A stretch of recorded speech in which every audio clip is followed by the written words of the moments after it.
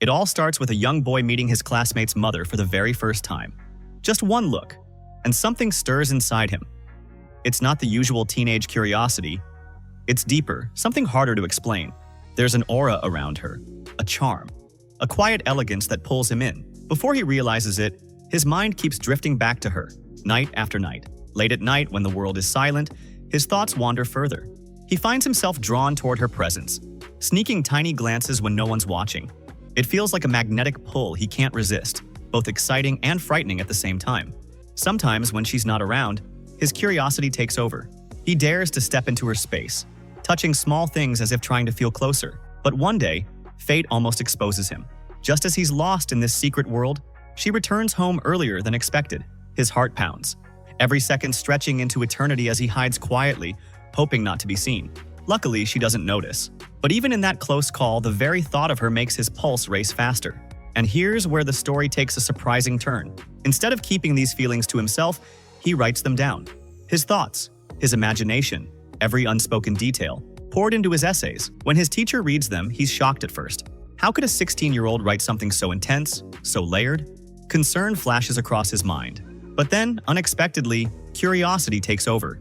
Instead of rejecting it, he asks for more detail, more storytelling. Because the teacher himself carries unspoken thoughts, things he could never express out loud. Through the boy's words, he begins to experience a world he never dared to step into. And with that encouragement, the boy's imagination only grows stronger. To get closer to the family, the boy starts helping his classmate with homework. The parents welcome him warmly, often inviting him to spend time in the living room. And there she is again, the woman who fills his every thought. Sitting just a few steps away, her presence feels overwhelming. He can't take his eyes off the grace she carries so effortlessly. Later, he turns these moments into words once again.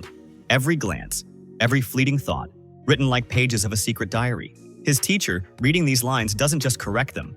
He lives through them, almost transported into the boy's world. What should have been a warning turns into fascination. The teacher even shares these writings with his wife, describing them as unusual pieces of literature worth reading. Hungry for more, the boy takes bolder steps. He invents excuses, knocking at the door when the father and son are away, pretending he left something behind. Of course, it's only a trick. What he truly wants is just a moment near her. To close the distance, he opens up about his own struggles at home. She listens, her eyes soft with empathy, and in that moment, she doesn't just see a schoolboy. She sees depth, sensitivity, and a maturity beyond his years.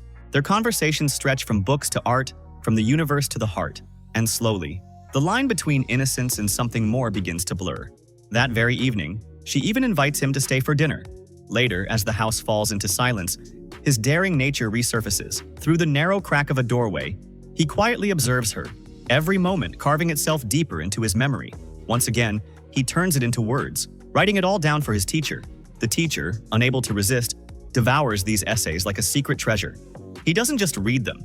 He guides the boy to make his stories sharper, more vivid, almost too real. And now, the question arises, is this imagination anymore? Or has the boy already stepped into something far more dangerous than he realizes? With the teacher's constant encouragement, the boy's boundaries begin to fade. Free time is no longer just free time. It's a chance to invent new excuses to visit his classmate's home, not simply to hang out, but to quietly observe. Every little thing the mother does, every detail of her grace, he absorbs like chapters of a secret book only he is reading. To her, of course, he's nothing more than her son's polite young friend. Harmless, almost invisible. One evening, a small moment slips through the cracks. She drops an apple, and before she can react, the boy picks it up and takes a bite. It's a small act, but to him, it feels like crossing an invisible line.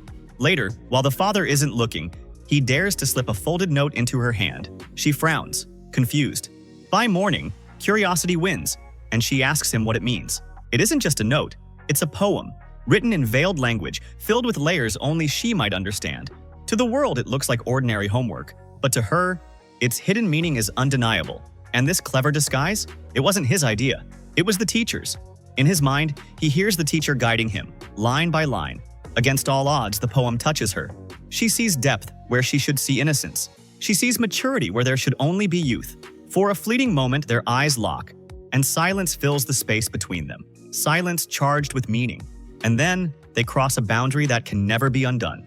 From the shadows, the teacher silently watches, not warning, not stopping, but almost longing to step inside the story himself.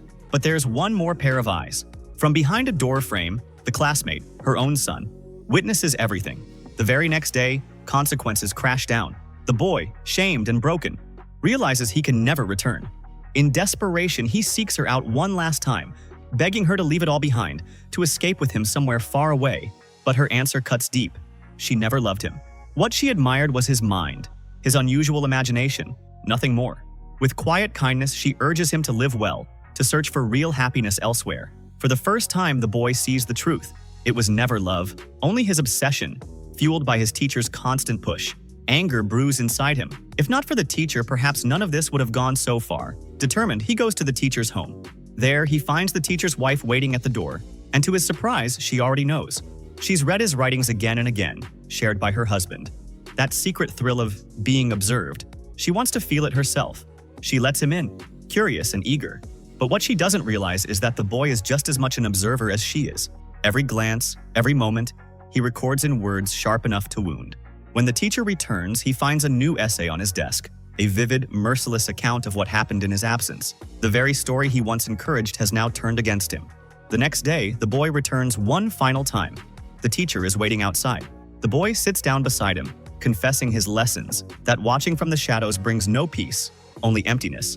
He hasn't come to stay, he's come to say goodbye.